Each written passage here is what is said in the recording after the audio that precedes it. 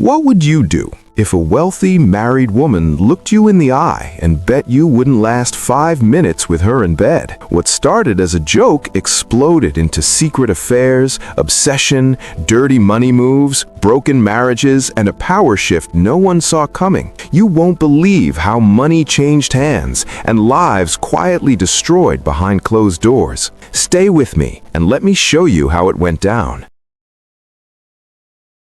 At a rooftop bar overlooking Manhattan, Biondi didn't drink to relax. She drank to remind herself she could afford not to care. Married to Jay, a white billionaire whose money spoke louder than his emotions, she was bored in a way only extreme wealth allowed. When her friends laughed about ordinary men, her eyes drifted to the bar. Behind it stood Michael, a black single-dad bartender with tired eyes and a calm confidence money couldn't buy. 5 minutes, Biondi said softly, like she was placing a casual wager on a racehorse. He wouldn't last 5 minutes with me. The table erupted in laughter. Michael looked up, not impressed, not intimidated, and that look alone made the bet dangerous. Michael had learned early that desperation was loud, but dignity was quiet. As Biondi approached the bar, she expected hunger. What she got instead was indifference. He poured her drink with professional distance, asked what she wanted, and returned to his silence. That unsettled her. She wasn't used to men who didn't lean forward. Jay leaned on contracts and silence. Other men leaned on desire. Michael leaned on neither. "You know who I am," she said. "I know who's paying," he replied calmly. It wasn't flirting, it was boundaries. When she finally left, she realized something disturbing. She hadn't won anything, and she hated losing more than she loved attention. Biondi came back the next night alone. No friends, no audience, no bet. Michael noticed, and so did Riha, the sharp-eyed bartender who worked beside him and knew trouble when it wore expensive perfume. This time, Biondi talked about boredom, about marriage without warmth, about being surrounded by people who wanted things. Michael listened. Listening was his advantage. She touched his wrist casually, testing control. He didn't move closer. When she finally invited him out, expecting immediate compliance, he surprised her again. "Another time," he said. Rejection landed heavier than desire ever could. By the time she got home, Biondi wasn't thinking about her husband. She was thinking about a bartender who refused to be owned. Power hates resistance. Biondi returned, not as a customer, but as a woman with a mission. She learned Michael's schedule, learned about his daughter, learned about his life outside the bar. When the first night finally happened, it wasn't fireworks, it was control slipping quietly. Michael didn't worship her. He didn't rush. He didn't beg. That made it worse. Afterward, Biondi lay awake while Michael slept, realizing the bet had vanished. This wasn't conquest. It was attachment forming where ego once lived. Across the city, Jay signed deals worth millions, unaware that something far more expensive had just entered their marriage.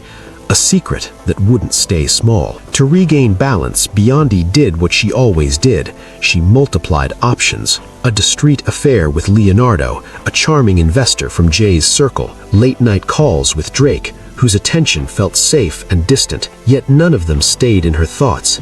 Michael did. The more affairs she stacked, the more obvious the problem became. They were all escapes. He was the pull. Meanwhile, Michael noticed changes. Better clothes, new connections, conversations that hinted at opportunity. Biondi spoke casually about investments, businesses, people who owed favors. She thought she was sharing intimacy.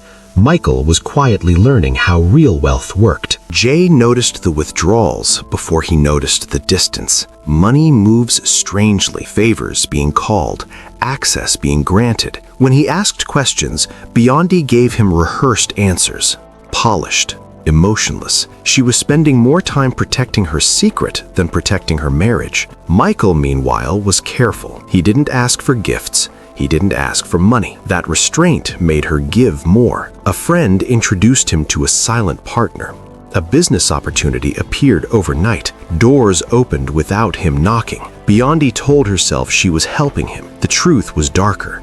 She needed him to be dependent, and dependency was the one thing Michael refused to be. Power changed hands quietly. Michael stopped answering immediately, stopped canceling plans, started saying no. Biondi panicked.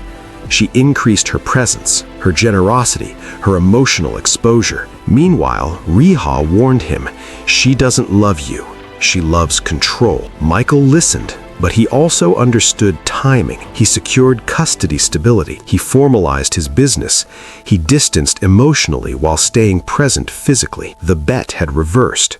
She was now investing to keep him, and he was preparing to walk away with everything she accidentally taught him. Jay hired people who didn't ask permission. Phones were checked, movements tracked, names whispered. One affair surfaced, then another, but Michael's name stayed buried, protected by Biondi's desperation and her fear of exposure. Still, the pressure changed her. She became volatile, suspicious, needy. Michael saw it clearly now. This wasn't a desire. It was collapse. He told her he needed space. She heard abandonment. For the first time in her life, Biondi offered something raw, fear. And Michael realized the ending was approaching faster than planned. Michael didn't disappear. He repositioned. He moved his business interests legally. He reduced contact gently. He stopped sharing his thoughts. Biondi mistook silence for patience. When she offered him a luxury apartment, he declined. When she offered him exclusivity, he smiled and said nothing. That silence haunted her. Jay, now fully alert, prepared his own exit. Cold, legal, public. Biondi was losing control on all fronts, and Michael had already emotionally left the room. What remained was timing and fallout. They met one last time at the same rooftop bar. Different energy, same skyline. Biondi spoke about memories, about what they had. Michael listened, kind but distant. "I changed your life," she said softly. "You revealed it," he replied. He thanked her. For the lessons, for the doors, for the mistake. Then he stood up and walked away, wealthier, calmer, untethered. The bet echoed in her mind too late. She hadn't underestimated his body. She had underestimated his discipline. 1 month later, Jay didn't confront Biondi. He exposed her, professionally. Board seats quietly disappeared. Invitations stopped arriving. People who once answered on the first ring now sent assistance. The divorce filing came last, not first. Like a receipt instead of a warning. Biondi realized something terrifying. Jay wasn't angry, he was done. Worse, the elite circles she once ruled didn't ask questions. They simply adjusted. She reached for Michael out of instinct, not desire. No response. For the first time, she understood what silence really meant. Not mystery, not tension, but finality. And wealth, she learned too late, only cushions falls. It does not stop them. Biondi started appearing where Michael might be, not because she needed him, but because she needed to be needed. She told herself she was checking on him. She was really checking her relevance. Michael had changed, not visibly, internally. He moved like someone who no longer needed permission. His business partners treated him as an equal. His life was structured, calm, forward-looking. When she finally caught his attention, it wasn't relief she felt.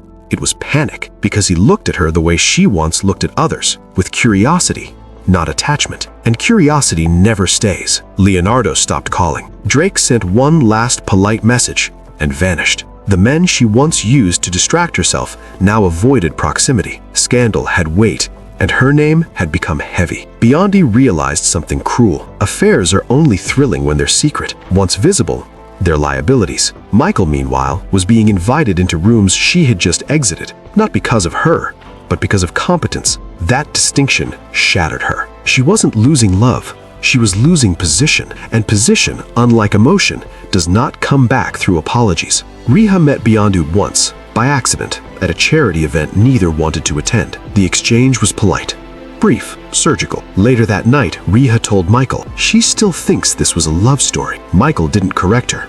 He understood something Riha didn't. People don't need to understand the truth to suffer from it. Biondi, alone that evening, replayed every moment she thought mattered. The first touch, the first night, the bet. She kept asking the wrong question. When did I lose him? The answer she avoided was simpler.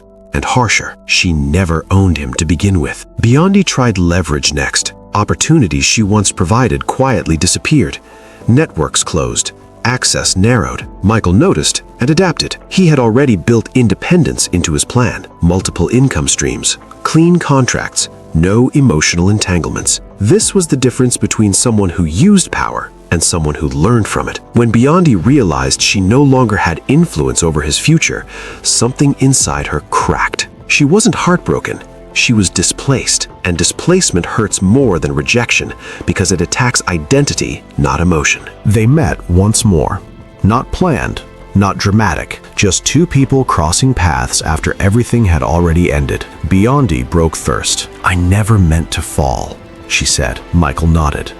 "I know." That was it. No argument, no absolution. Because he finally understood the truth she couldn't face. Her obsession was never about him. It was about losing control in a world where she'd always had it. And once control is gone, love becomes the excuse, not the reason. The press framed Biondi's story cleanly. A powerful woman, a messy divorce, a cautionary tale. What they didn't see was the private aftermath, the insomnia, the rage, the hollow rooms filled with things she no longer wanted. Jay moved on with precision. Michael moved on with peace. Biondi stayed still, not because she couldn't move, but because moving meant admitting the bet had cost her something money couldn't replace.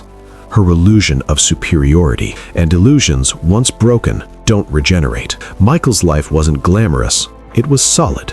He picked his daughter up from school, signed contracts without shaking hands, built something that didn't require secrecy. People asked about Biondi.